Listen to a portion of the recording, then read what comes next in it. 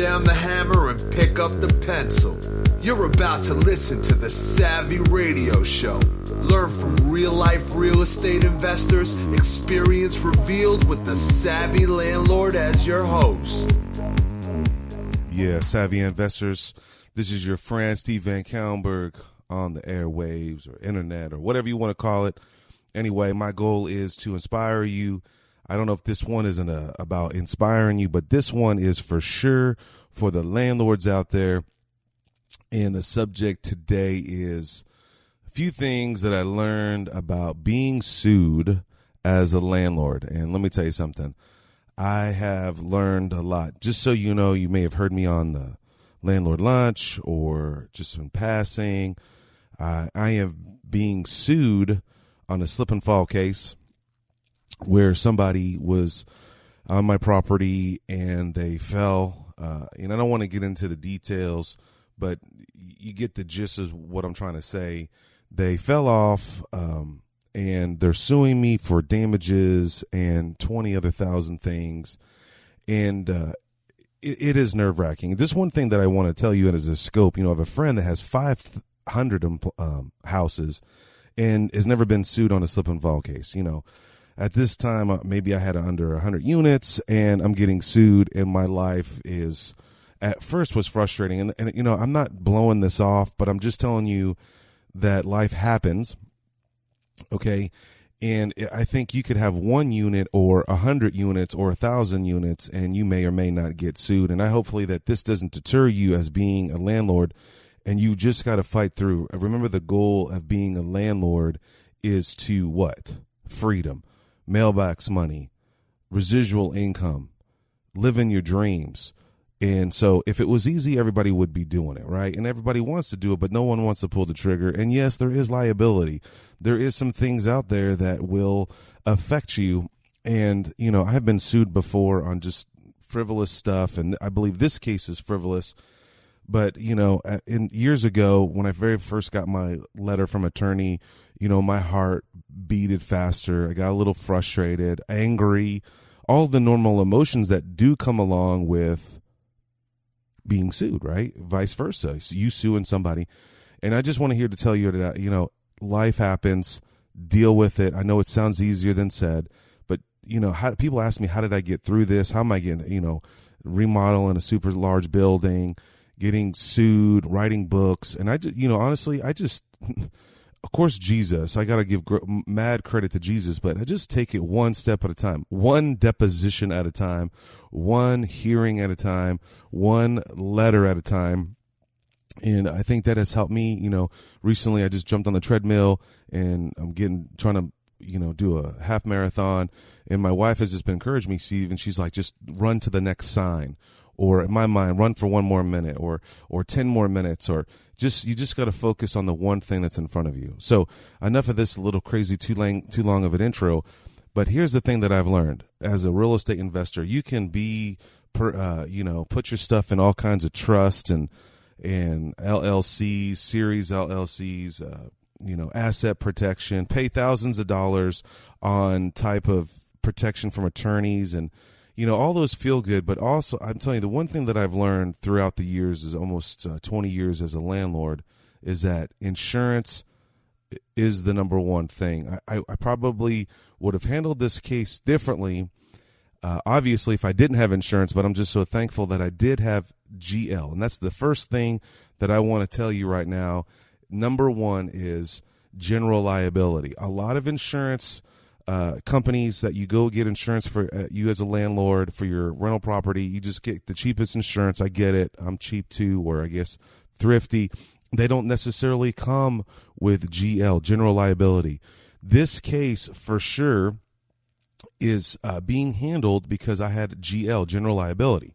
And so it's pretty remarkable that this insurance company hired an attorney, a local attorney. This is a billion dollar company to represent me on a case that someone slipped and fell on a property. I just think that's pretty remarkable, and I probably wouldn't have not done it myself if I didn't have insurance. So the first thing that you need to know, being sued as a landlord, is one, have proper insurance, have GL, and general liability is usually a second policy. It's not on the main policy of EC, fire and damage and wind. It is a second policy, and make sure that you get that policy. Number 2, the critical thing, and I know I've said this before, I thought I've beat this into people, but you've got to have a move-in and a move-out sheet regardless. That is the saving grace of any condition of a property. This case is based from the plaintiff towards me, the defendant, on a condition of a certain, I don't want to get into the too specific, of a railing on a property. And so it all boils down to the condition of the property. If the condition was better per se, this injury wouldn't have happened. That's not necessarily true. It's just a quick way to say something, but people are going to get injured on your property regardless, because maybe they're tipsy or they're not paying attention or they're having a fight. And then you take the landlord take the responsibility of their inefficient of handling their emotions or walking or whatever the case may be. But here's the thing. If I had a move in and move out sheet, I trusted this individual real quick and moved them in. And I did this all myself. So I'm fully responsibility. I can't say my property manager didn't do her job or didn't his job. No, I did this. I moved them in. And I did not have a move in and move out sheet that I can remember. This tenant has been living in the property for almost 5 years, and all of a sudden I'm getting sued. But here's the deal. Number 2, I learned from getting sued is that it's critical at all measures. And I'm saying, like, right now, you need to look at every flipping property you have. Do you have a move in and move out sheet? And if you don't, you need to set it up. And it doesn't matter if you trust that person, if a relative is in that person, in that property. You need a move in and a move out sheet. It's critical. It is your saving grace. It is for you to protect you, that this is the condition of the property. You accept the condition of the property, and it's all gravy. All right. Number 3, get a great lawyer. I know it's so hard. I've hired so many attorneys in my lifetime, and I don't say that to boast or wow. No, that's stupid. All right. First of all, I met another investor. I was like, how many times have you been sued? He's like, 0. One time I settled out. I mean, I was just, wow, remarkable. Well, not one time. One time he was in court, and he's 3 times larger than I am, maybe 4 times larger, but he always settles out before. And you try to think about it. How many hours have I spent frustrated? These depositions, letters, contacting attorney, you feel me? Try to get out of it as fast as possible. But listen, I'm so excited that I did hire an amazing attorney. I'm serious. He's just insanely amazing. He's so passionate about what he does. And I was like, wow, I can tell. And it wasn't on my accord. It was the Shelter Insurance. Yeah, I just threw that out there. Shelter Insurance. It was my insurance company talking about it that hired them. And I just learned so much from just talking to this guy and his passion. And me, I'm like, man, this is a slam dunk case. Yeah, right. Or maybe, I tend to cut corners because I'm in a hurry. What I found out is that this attorney, and I talked to another attorney yesterday, that you need to always prepare for a trial if you're going to go to court. And I was like, man, well, I know we're going to win because this case, no matter what, clean slate, always act like you're going to go to trial. I thought that was pretty remarkable advice, and I was impressed with that. All right, number 4, if you have an opportunity to read a deposition before you go do the deposition, read it. Again, I'm inundated with so much time, and I have excuses up to wazoo. Procrastinator Sally here, and you know this. Who wants to read a deposition of lies and deception? Well, let me tell you something. You need to read a deposition. If you have the opportunity to read it, you should get it. The attorney sent it to me, and I was like, why would I read that? And then I realized we were communicating about getting ready for the deposition, and I'm not a big deposition person, and he asked me, he's like, yo, you need to read this. And I'm like, well, I don't have time. And I did, and I'm thankful that I did read it, and I didn't want to blow it off. All right. One thing I learned, now I'm on number 5, is that depositions are evidence, not necessarily facts. And so, I'm trying to be legit here. And, lies are lies, and this person's lying. I didn't know this, which is just bogus and la da da da da da da.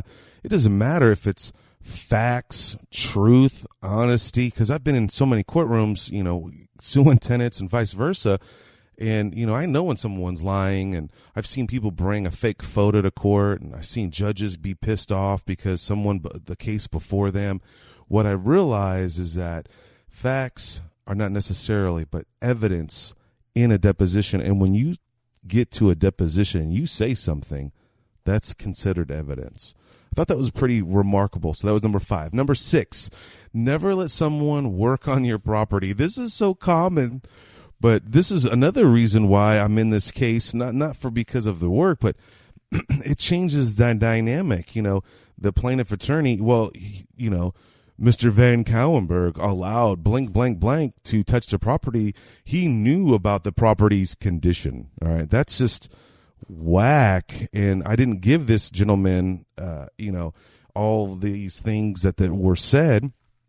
Again, now the cool thing is in my lease and how we run our business is everything is in writing. But just so you know, I had someone work on the property.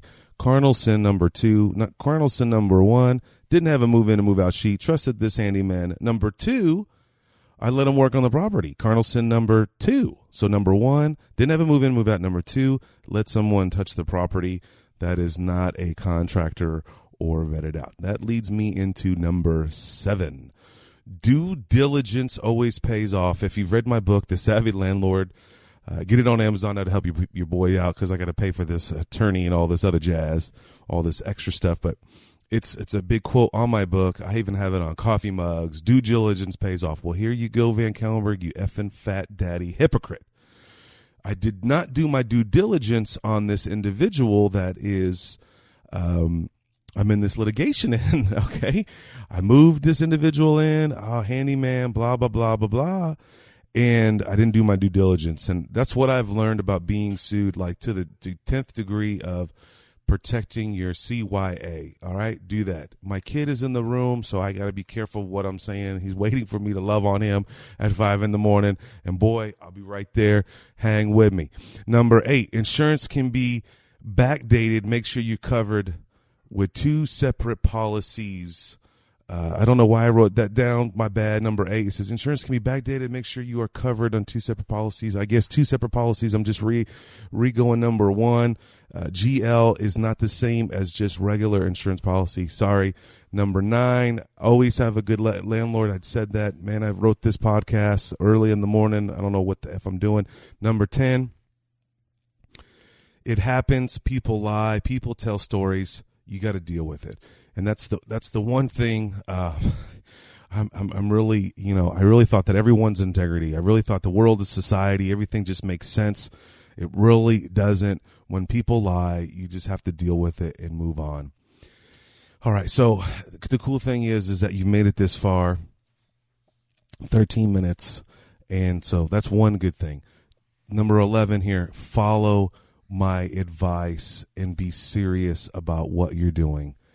And number 12, what I've learned is document everything, write everything down. Even if you don't think that it's going to help or hurt you, write it down. Treat this like a business. Hopefully this was somewhat entertaining of sorts, and it reminded you that you need to go back and get a move in, move out sheet. My name's Steve Van Cowenberg. You listen to the Savvy Radio Show. Check us out other episodes, SavvyRadioShow.com.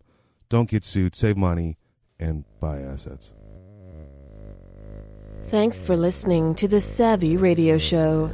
Glide online and listen to our other motivating episodes at SavvyRadioShow.com. Connect on Twitter at LandlordBook and always be buying assets.